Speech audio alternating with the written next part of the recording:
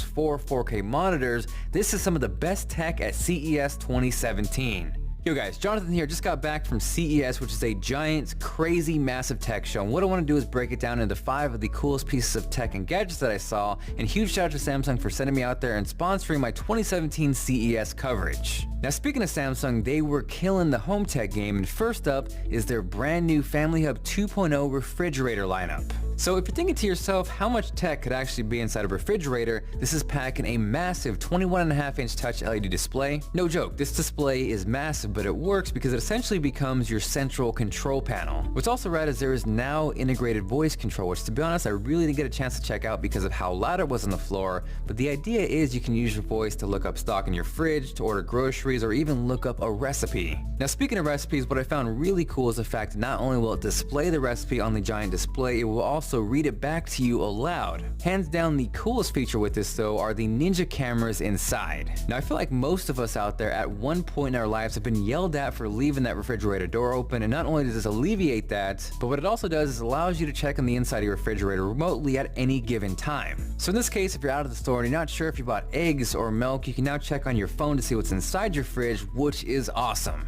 Now runners up for Samsung were their Flex Wash and Flex Dry washers and dryers, and these were especially cool because you have your main compartments up front and a second compartment up top where you can actually do 2 separate loads either separate or simultaneously. So the idea with this is you have your normal large wash that you can do in the main compartment, and then up top you can use it for smaller things like delicates. Now in the instance where you don't need to run a large wash, you can simply run the top, and what that's going to do is save both energy and water. Now from there, jumping from home tech to crazy tech, initially I thought the Acer $9,000 gaming laptop was the craziest thing I was going to see at CES, but that was overtaken by Razer's Project Valory, which is a monstrous triple monitor gaming laptop. Now unfortunately, as of today, someone straight home alone those laptops off the CES floor, which is crazy because 1, if you sell it you're going to get busted, and 2, if you make a video you're going to get busted. So really the only thing I could think of is someone looking for intel or secret information, but either way, whoever took those laptops should probably give them back. Now as far as the tech inside Project Valory, this is crazy. It is a single laptop that packs triple 4K 17.3-inch displays. For those of you who love to crunch numbers out there, that is a massive total resolution of 11,520 by 2160, which is bonkers. Now powering this laptop is a full-fledged NVIDIA GTX 1080, which seemed to do the job really well. I unfortunately personally did not get a hands-on with it, rather simply I got to admire it from a distance in a plexiglass container. So because of that, I really didn't get a chance to see the displays open up like a Tesla Model X or really test gameplay, but from what I can see, it looked really impressive. Now initially in my latest video, I talked about a PC Dream Desk with that crazy Acer Predator laptop, but after seeing this, I think I've changed my mind, and if you agree, let me know by dropping a like down below. Now next, jumping from triple monitor craziness to a single display, if you love pixels, take a deep breath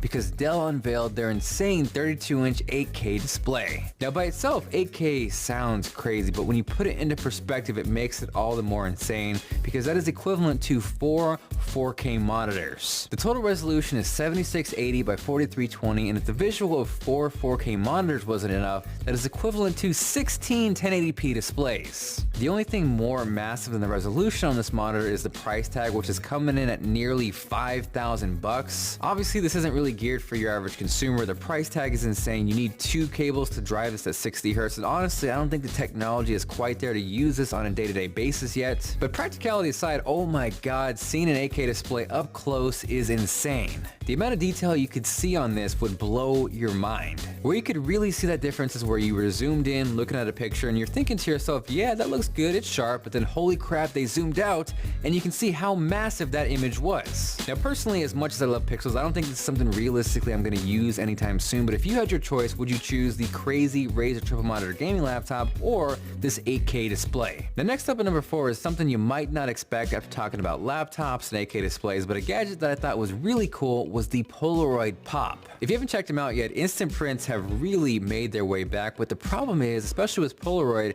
is those printouts were never the true 3x4 size, but with their 80th anniversary, they have made their way back. So with the Polaroid Pop, this shoots and prints 3x4 instant photos using inkless paper. It's packing a 20 megapixel camera with dual LED flash, and while it's not 4K, this can also record 1080p video. Now the model I got to check out was a pre-production unit, so it did not power on, but the actual production models will also feature a 3.9-inch touchscreen. What I like about this especially is the fact that it's multi-function. So obviously you can take photos with the built-in camera, you can transfer wirelessly from your phone to the Pop, but on top of that there is also an SD card slot so you can transfer photos directly. So it's kind of funny with all the crazy tech at CES, this is one of the things I was most excited for, so once it drops I will definitely get my hands on it. Last up at number 5, brand new for CES 2017 is the Panasonic GH5, the follow-up to the highly sought after and loved GH4. Now the big improvements with the GH5 is that it now shoots 4K video up to 60 FPS. Personally I am team 24, but where I could see 60 FPS being really useful is if you use that for slow motion. What's also cool is the fact that there is now internal image stabilization, which is actually really important. We've seen that on Sony bodies, but the idea here is instead of image stabilization solely on the lens, it's actually happening inside the body, and where this is really useful is if you're using a lens that doesn't have image stabilization, that's going to add the element to your shooting. There are now also dual SD card slots where you can record to separately or use as a backup, and potentially the two biggest selling points of the GH5 are one, the fact that the crop factor is now removed, and second, that it's supposed to perform better in low light. Personally, I really didn't get a chance to test it out much on the show floor, and CES really isn't the best place to do that, but the one thing I can attest to, regardless of tested or not, is again the fact that the crop factor is gone, which is actually a really big deal. Personally, when it comes to that market, I tend to lean towards the Sony side of things, but I'm really interested in seeing how the GH5 performs. Either way though, a ton of really cool tech to kick off 2017 already. Again, huge shout out to Samsung for making my coverage possible, and as far as your favorite tech, let me know what that was with a comment down below. This is Jonathan, and I will catch you guys later.